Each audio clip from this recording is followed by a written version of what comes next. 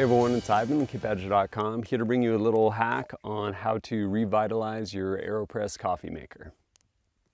Personally, I think these are great coffee makers. You can get them on Amazon, there's a link down below.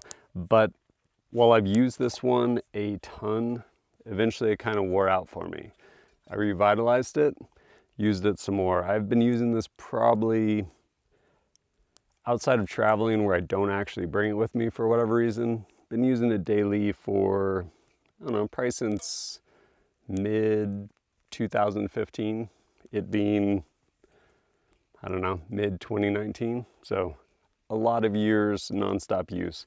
Eventually what'll happen though is this seal ends up getting worn down and it doesn't fit as well. It doesn't seal up.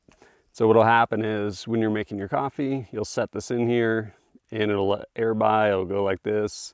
And rather than sealing up and letting your coffee soak and steep in the, the water steep in the grounds, it'll just slowly drain through without actually holding the pressure in there. So we're gonna fix that. Our first order of business is to get some water boiling. Right here, I got a rolling boil. It doesn't need to be raging, but what we're gonna do is we're gonna take this and drop it down in here for, I don't know, probably about a good 10 seconds or so. And that's gonna make it malleable, and then we're gonna pull this thing out. You can play with it some. What we obviously don't wanna do is go overboard, so this thing is just goop. Then, once we've had it in there for a good 10 seconds or so, we're gonna take it out. I wanna find ideally a hard, smooth surface. There's not a lot of those out here, but I'm gonna go ahead and use the bottom of my Nalgene bottle, and I'm just going to roll this out on the outside edge.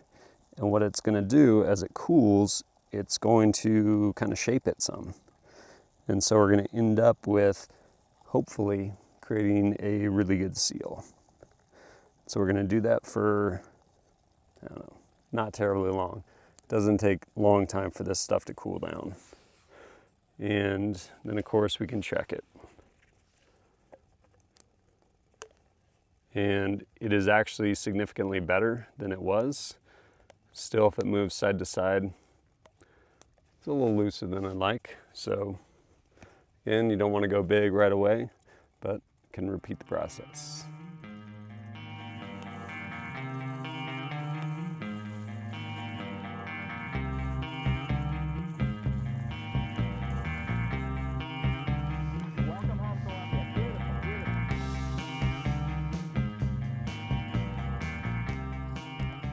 And as you go along, you can just kind of test fit it. Bam, back to a nice tight seal. So depending on your method, turn this guy upside down. You're not gonna end up with coffee all over your countertop or anything like that.